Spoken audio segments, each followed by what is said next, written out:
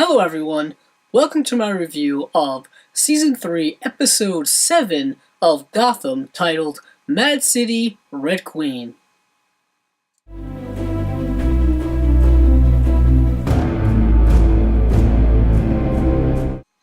Before I go any further, I just want to say that there will be spoilers in this review.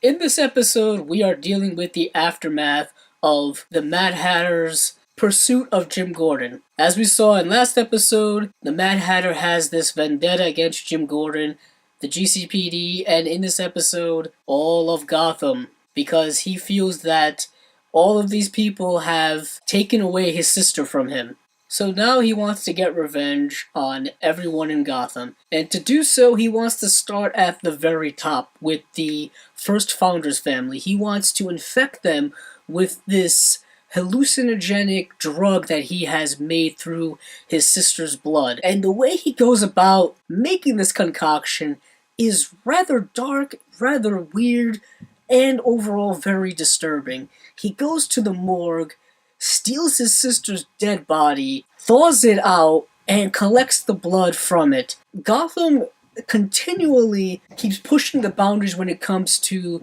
the evil and villainy from their antagonists. These are some of the darkest types of villains you're going to see in all of DC Comics.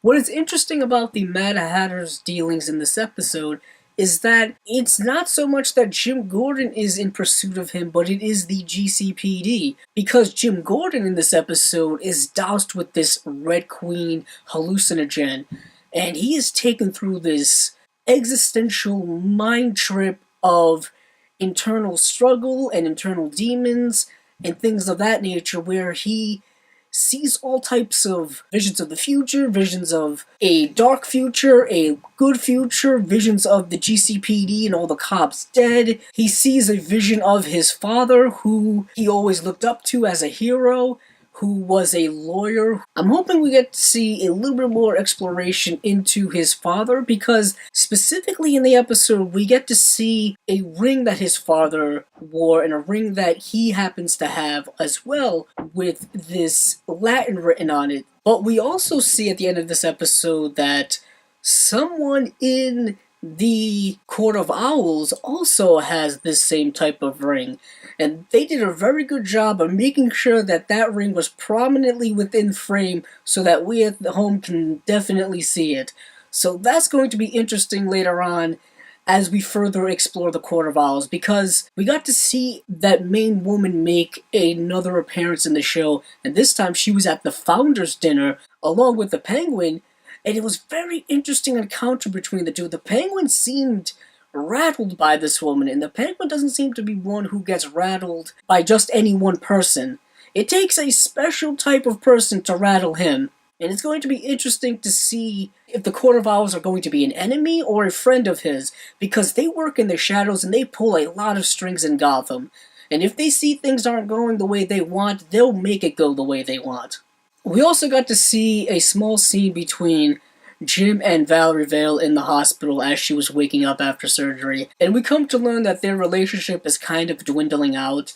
I think we kind of assumed that it wasn't really something that was made to last anyway, because, as I've said before, Jim Gordon still has very strong feelings for Lee Tompkins, and I also feel that Lee Tompkins still has feelings for Jim Gordon. We're starting to slowly see how these things are starting to clash, specifically when it comes to Lee Tompkins' fiancé, Mario, who seems to be a nice guy. He doesn't seem to really be like his father at all. He seemed to have distanced himself from the family business, at least from what we've seen so far. Also, picking up from last episode, we got to see Edward Nygma and this woman that he met who looks very much like Miss Kringle. And we got to see a little more about what type of character that she is. Initially, I thought that she may have been some type of plant by Butch. This seems to be something rather different and perhaps even more interesting, because she seems like a rather weird character in the sense that I'm not quite sure she is all what she seems to be. She seems to be this bookworm, introvert type woman who lives entirely her life within books and working at the library and things like that, so she was not even privy to what was happening in Gotham when it came to Edward Nygma being in Arkham because he murdered someone. But when she found out about this, she took a rather interesting, weird angle. She didn't seem to be weirded out or scared by it. She seemed intrigued, excited, and even more entranced with Edward Nygma, which was a very interesting angle for that character to take. It kind of blew up in the Penguin's face when he thought that revealing who Edward Nygma was to this woman would have been beneficial for him, but that was not the case, and I kind of feel bad for him because you saw the look on his face at the end of the episode when he walked in on them kissing, and it was one of shock and sadness, and as he kind of shuffled away, you couldn't help but feel kind of bad for him. So that's going to be interesting to see where that goes, because I have a feeling the Penguin's going to keep trying to screw up that relationship any way he can.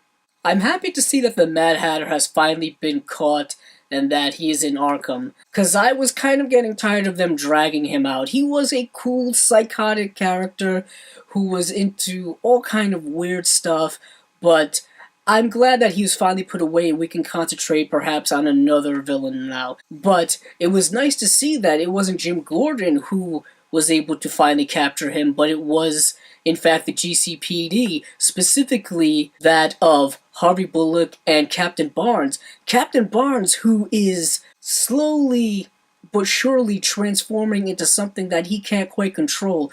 He exhibits a lot of aggression, a lot of anger, a lot of rage, a lot of this heightened strength and stuff like that. So he's becoming increasingly unhinged. I think it is just a matter of time before we see an even further step in his metamorphosis, whatever that may be. Like I said, perhaps Solomon Grundy.